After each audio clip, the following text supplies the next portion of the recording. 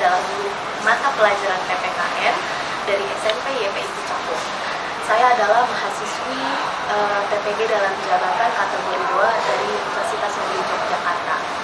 Hari ini saya akan menampilkan video uji kinerja atau UKIN saya.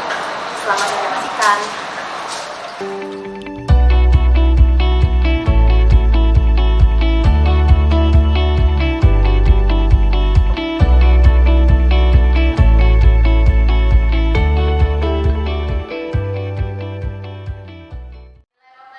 Assalamualaikum warahmatullahi wabarakatuh. Waalaikumsalam warahmatullahi wabarakatuh. Apa kabar anak-anak sekalian? Baik. Oke, sebelum memulai pembelajaran, coba dilihat dulu kondisi kelasnya, apakah ada sampah. Duduknya coba yang rapi. Dilihat atributnya, pakaiannya sudah lengkap atau belum? Sudah ya? Ya. Ketua kelasnya siapa? Silakan dipimpin doanya. Siap, berdoa.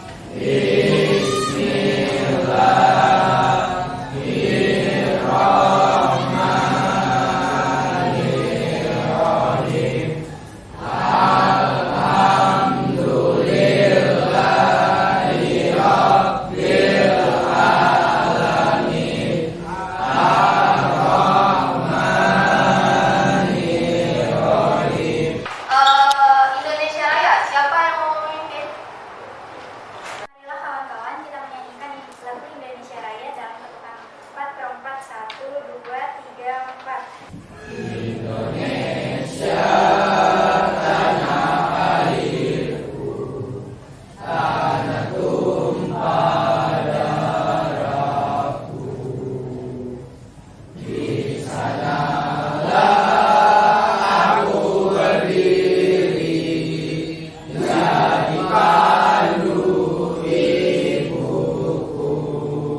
Silakan bertemu. Jadwal GLS hari ini siapa? Silakan. Assalamualaikum warahmatullahi wabarakatuh. Waalaikumsalam warahmatullahi wabarakatuh. Perkenalkan saya Hendro Yusuf dari Ketua Padi. Kali ini saya akan membacakan IRS hari ini. Dan saya akan membacakan adalah kisah Umar bin Khattab Islam menjadi khalifah. Pada suatu hari, amarah Umar berpecah dan juga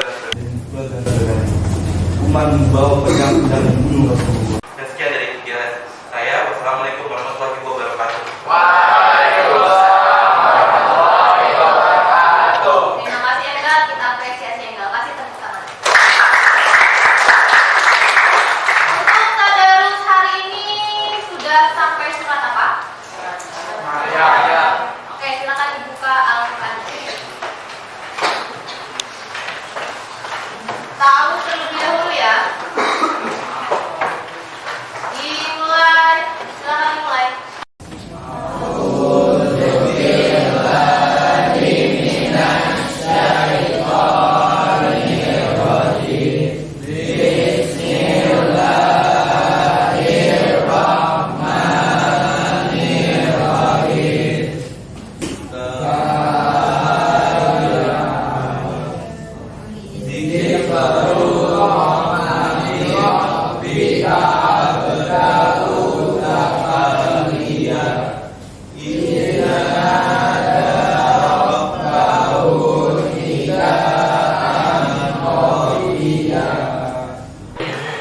Sekarang ibu absen ya. Abdul, Rusdi, Ahmad Fauzan, Dani, Dia, Pia, Renita, Enggal. Hadir. Hadir semua ya? Baiklah. Ibu ingin mereview materi sebelumnya. Apa yang kita pelajari minggu lalu? Ya, Nalendra? Fungsi dan kedudukan Pancasila, betul nggak?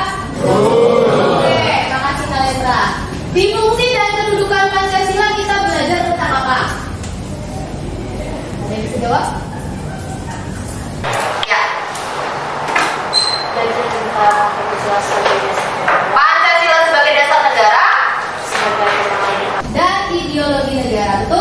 Apa yang dikatakan Media sudah benar, tapi saya tambahkan satu lagi bahwa Pancasila juga sebagai sumber dari segala sumber hukum. Lalu Bu, hari ini apa kaitan materi kita dengan materi yang sekarang?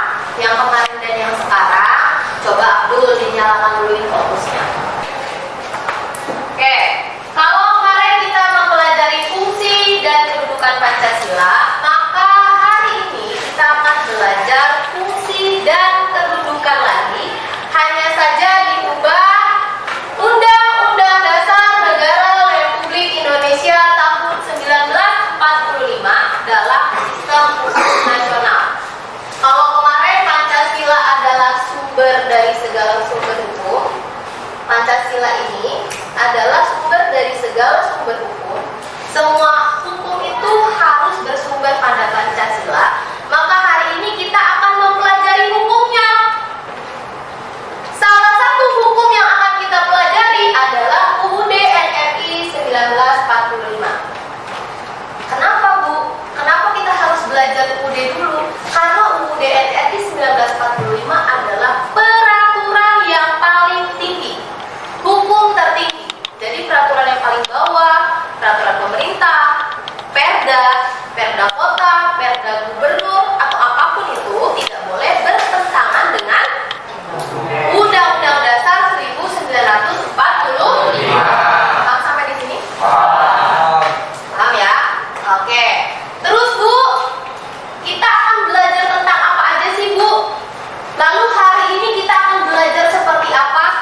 Nah, di sini Ibu akan menjelaskan dulu tujuan pembelajaran kita. Ya, ini adalah tujuan pembelajaran kita.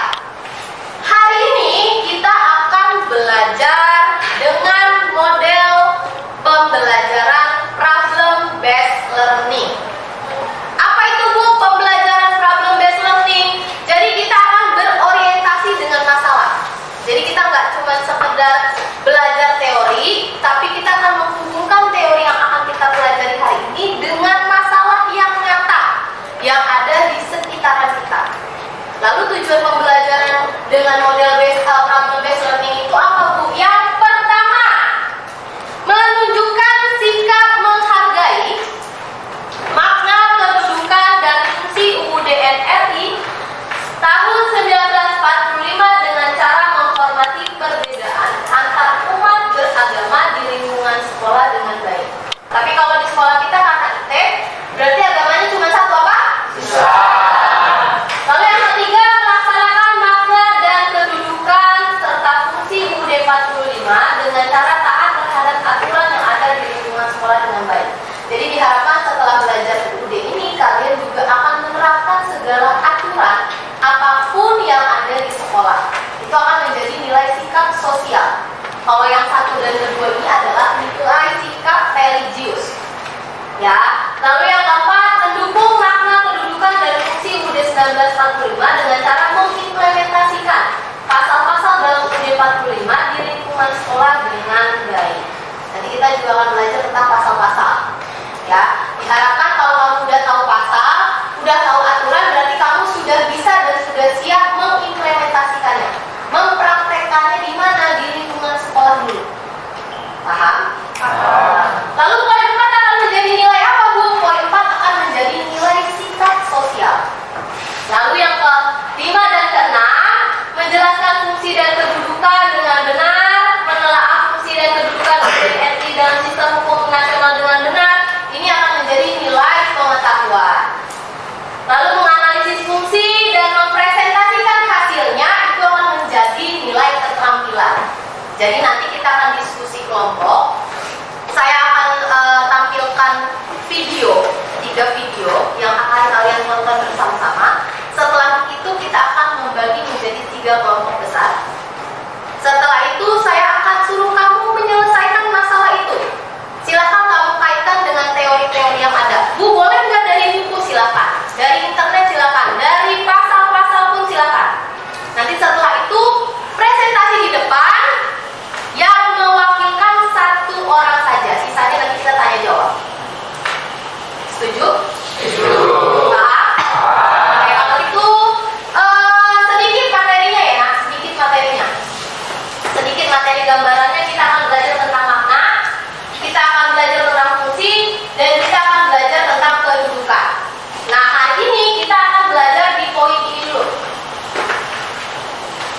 bab makna. Kalau berkaitan dengan makna, kalau berkaitan apa sih? UUD 45 itu apa sih? Apa? Peraturan. Peraturan. Berarti kalau peraturan berkaitan dengan hukum. Jadi kita akan belajar tentang hukum. Nanti akan saya tampilkan 3 video yang harus kamu analisis. Ya. Kenapa Bu? Maknanya apa aja? Maknanya yang pertama sebagai hukum dasar. Jadi UUD 45 itu sebagai hukum dasar. Gak boleh ditentang sama hukum-hukum yang ada di bawahnya atau peraturan yang ada di bawahnya. Lalu sebagai sumber hukum pertama. Dan yang terakhir konstitusi di Indonesia. Apa itu konstitusi? Konstitusi itu adalah hukum tertulis. Ya, perhatikan baik-baik. Konstitusi adalah hukum tertulis. Jadi kalau saya bilang UUD 45 itu konstitusi apa bukan? Ya, karena tertulis. Ada yang bawa buku UUD 45? Coba diangkat bukunya. Ya, tertulis ya? Paham sampai di sini? Oke, silakan ditonton videonya. Nih, saya sajikan videonya. Ini video pertama, diperhatikan baik-baik.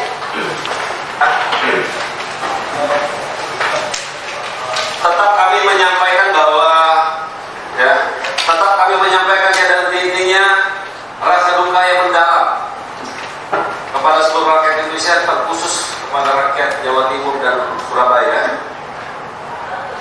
bahwa kepolisian saat ini masih melakukan identifikasi. Oleh karena itu kita minta kerjasama dengan baik. Update terakhir adalah 6 meninggal dunia. Ini video kedua. Ya, tadi sudah disaksikan kan video pertama, sekarang video kedua. Upacara pemecatan 3 anggota Polri yang bertugas di Gorontalo itu dipimpin langsung Kapolda Gorontalo Irjen. Oke, dan ini adalah video yang terakhir. Berikut Bengkulu Helmi Hasan mencopot kepala puskesmas Beringin Raya yang menolak pasien saat ingin berobat. Dari semua pemeriksaan, diketahui penolakan tersebut didasari fasilitas kesehatan warga yang terdaftar pada BPJS berada di puskesmas berbeda. Oke, dari video yang tadi sudah ditampilkan, adakah yang ingin memberikan tanggapan? Silakan Narendra.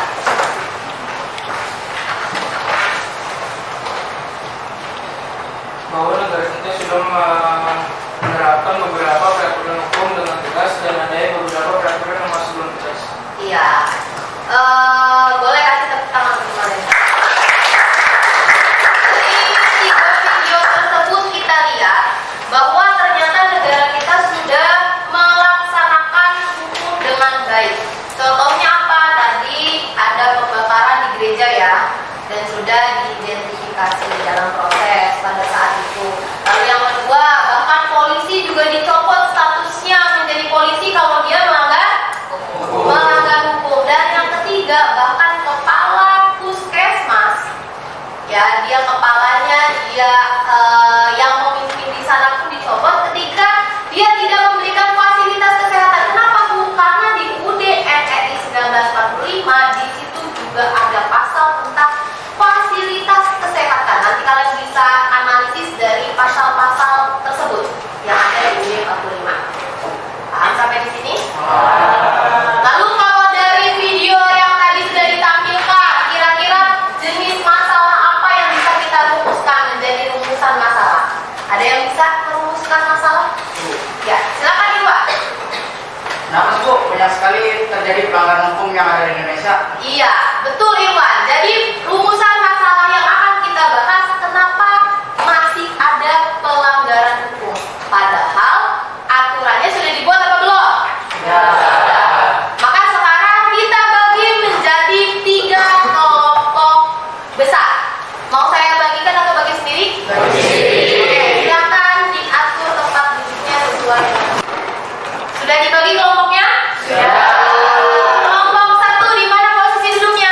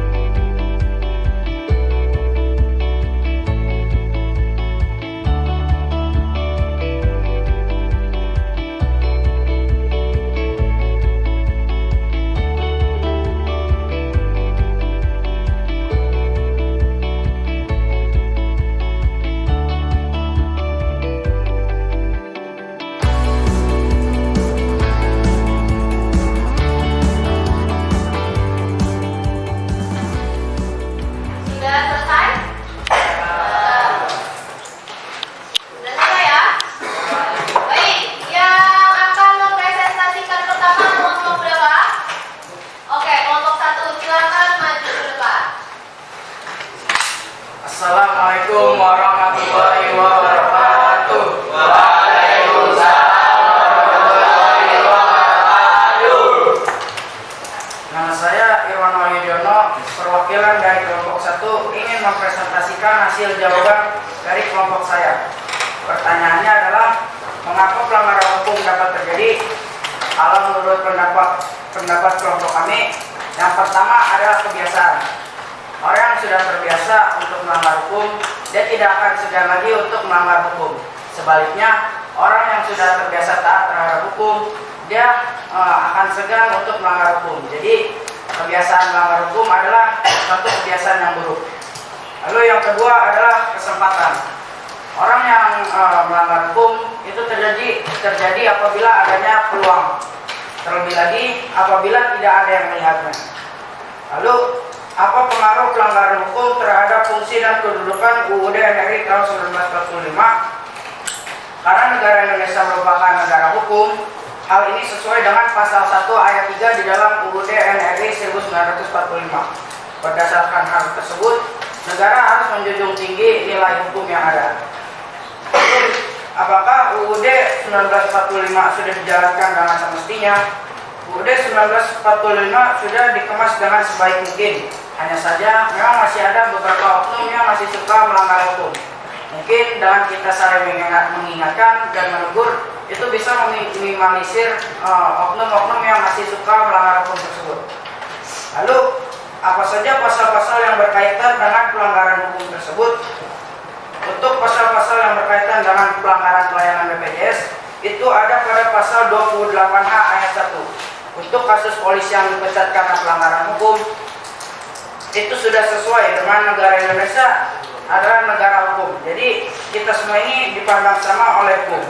Dan yang terakhir adalah kasus pelanggaran perusakan tempat ibadah. Ini berkaitan dengan hak beragama, yaitu pada pasal 29 ayat 2.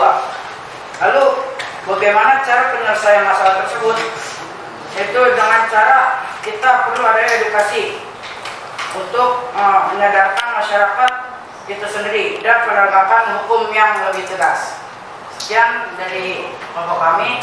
Wassalamualaikum warahmatullahi wabarakatuh. Waalaikumsalam warahmatullahi wabarakatuh. Ada yang ingin memberikan saran, kritik, dan pertanyaan? Oke, silakan. Ya. Assalamualaikum warahmatullahi wabarakatuh. Waalaikumsalam warahmatullahi wabarakatuh. Perkenalkan, nama saya Biasnya Syarif, kelas 8D. Saya ingin bertanya, coba dong jelasin contoh hak yang ada di UUD NRI 1945. Assalamualaikum warahmatullahi wabarakatuh. Saya Muhammad Arafa dari kelas 8D ingin menjawab pertanyaan dari dia. Hak atas pekerjaan dan penghidupan yang layak. Setiap warga negara berhak atas pekerjaan dan penghidupan yang layak bagi manusia. Pasal 27 ayat 2. Jadi sudah menjadi kewajiban pemerintah atau negara menyediakan lapangan pekerjaan untuk warga negara Indonesia. Oke, ada lagi? Saya menurut Oke, silakan. Assalamualaikum warahmatullahi wabarakatuh. Waalaikumsalam warahmatullahi wabarakatuh. Perkenalkan, nama saya Sakinatun Najwa. Saya di sini ingin menambahkan jawaban dari Abu. Tambahan untuk contoh hak yang sering dilupakan adalah jaminan kemerdekaan beragama dalam Undang-Undang Dasar dan Undang-Undang 1. Undang-Undang 1945 pasal 28E ayat 1. Setiap orang bebas memeluk agama dan berhidup beradab menurut agamanya. Jadi kita itu gak boleh dipaksa untuk mengikuti agama orang lain karena kita bebas memilih agama yang kita percaya. Oke, betul. Bagus ya Safinatun ya. Oke, kasih tepuk tangan untuk kita semua. Satu sudah sangat bagus. Saya sangat mengapresiasi kelompok 1. Oke, kalau gitu silakan ditutup. Boleh dulu. Sekian dari kelompok kami. Mohon maaf bila ada salah kata. Terima kasih. Wassalamualaikum warahmatullahi wabarakatuh. Waalaikumsalam warahmatullahi wabarakatuh. Selanjutnya kelompok berapa yang maju? Ya, boleh. Assalamualaikum warahmatullahi wabarakatuh. Waalaikumsalam warahmatullahi wabarakatuh. Saya perwakilan dari kelompok 2 ingin mempresentasikan hasil diskusi dari kami. Dari rumusan masalah yang sudah kita rumuskan bersama bersama-sama mengapa pelanggaran hukum dapat terjadi. Ada beberapa faktor lainnya yang dapat menyebabkan pelanggaran hukum terjadi seperti ketidaktahuan, faktor lingkungan dan sebagainya. Teman-teman pernah dengar gak sih kalau Al-Umri pernah berpendapat bahwa pelanggaran hukum itu ketidakpatuhan? Bahwa pelanggaran hukum itu ketidakpatuhan terhadap hukum, karena pelanggaran itu Al-Umri pernah berpendapat bahwa pelanggaran hukum merupakan bentuk dari ketidakpatuhan terhadap hukum dan pelanggaran tersebut merupakan bagian dari dinamika hukum. Nah, yang kedua, pengaruh pelanggaran hukum terhadap fungsi dan kedudukan UUD NRI tahun 1945 adalah karena UUD NRI tahun 1945 mengatur norma di negara Indonesia dan mengatur prosesnya pemerintahan hukum di negara Indonesia. Nah, teman-teman, apakah UUD 1945 sudah dijalankan dengan semestinya? Sudah, hanya saja masih banyak pelanggaran-pelanggaran yang terjadi karena kurangnya pengetahuan masyarakat dalam hukum yang berlaku. Pasal-pasal yang berkaitan dengan pelanggaran hukum tersebut adalah untuk pasal-pasal yang berkaitan dengan pelanggaran pelayanan BPJS ada pada pasal 28H ayat 1. Untuk kasus polisi ini dipecat karena pelanggaran hukum sudah sesuai dengan negara kita. Nah, teman-teman, kalian semua pasti tahu dong kalau negara kita adalah negara hukum. Nah, jadi semua sama di mata hukum. Jadi misalnya walaupun itu adalah polisi sekalipun, itu juga bisa dihukum karena negara kita adalah negara hukum. Nah, kasus yang terakhir ada pelanggaran merusak tempat ibadah. Ini berkaitan dengan hak beragama, yaitu pasal 29 ayat 2. Nah, gimana sih cara penyelesaian masalah tersebut? Nah, gini, penyelesaian masalah tersebut itu harus ada hukum yang tegas dan sanksi yang jelas. Jadi kita harus mengasih hukuman yang tegas ya buat yang melanggar aturan hukum. Itu aja. Ada yang mau bertanya nggak? Assalamualaikum warahmatullahi wabarakatuh. Waalaikumsalam warahmatullahi wabarakatuh. Saya ingin bertanya ke kelompok 2. Lalu menurut kalian bagaimana jika aturan seperti Pemda Kota bertentangan dengan aturan UUD NRI 1945? Sekian. Assalamualaikum warahmatullahi wabarakatuh. Saya sebelumnya menjawab pertanyaan ini. Tidak bisa karena aturan yang paling bawah harus memiliki aturan dengan syarat tidak bertentangan dengan aturan yang paling atas. Dan dari saya, assalamualaikum warahmatullahi wabarakatuh. Waalaikumsalam warahmatullahi wabarakatuh. Cukup ya? Ada lagi yang mau menambahkan? Enggak? Kelompok ini juga sudah sangat-sangat bagus. Kasih tepuk tangannya untuk kelompok ini. Silakan ditutup. Sekian dari presentasi dari kelompok kami. Maaf bila ada kata salah yang saya ucapkan tadi. Mohon dimaafkan ya dan terima kasih. Wassalamualaikum warahmatullahi wabarakatuh. Waalaikumsalam warahmatullahi wabarakatuh. Silakan.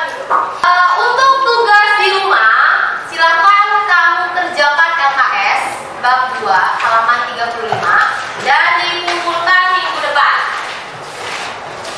Ayo coba sekarang kita tandai dulu LKS-nya biar tidak lupa. Sudah?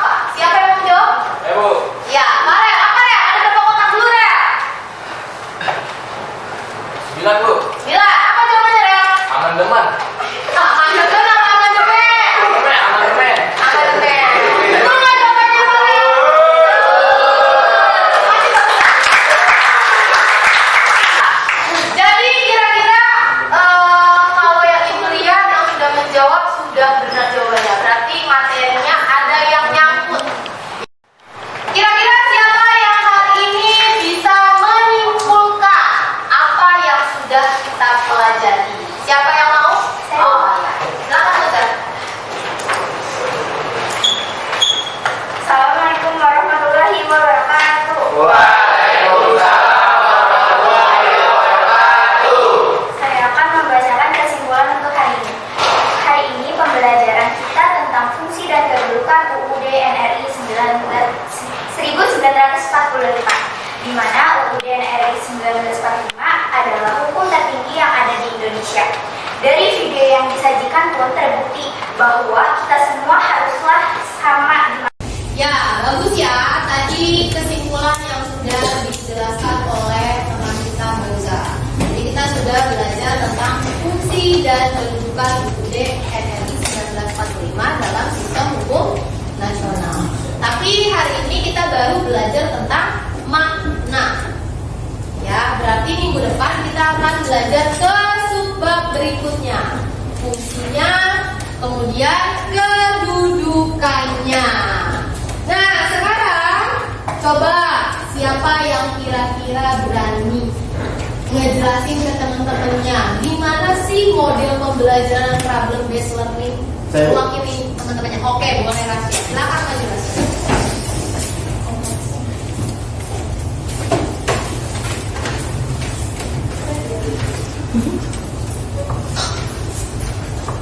Nih, tak dulu Rasya. Saya senang banget sama Rasya. Kenapa? Karena dia selalu semangat dan selalu ingin tampil. Kasih tepuk tangan.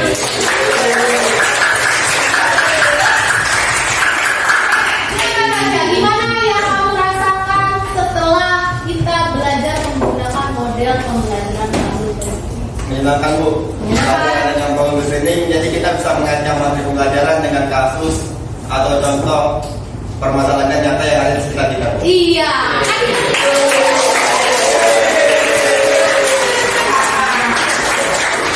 Jadi kita menghubungkan masalah yang nyata kepada materi yang ada di kelas. Oke, minggu depan kita ketemu lagi. Ya, kita akhiri pembelajaran hari ini. Kurang lebihnya ibu mohon maaf. Kita berdoa terlebih dahulu disiapkan doa. Dan silakan disiapkan. Siap. Berdoa.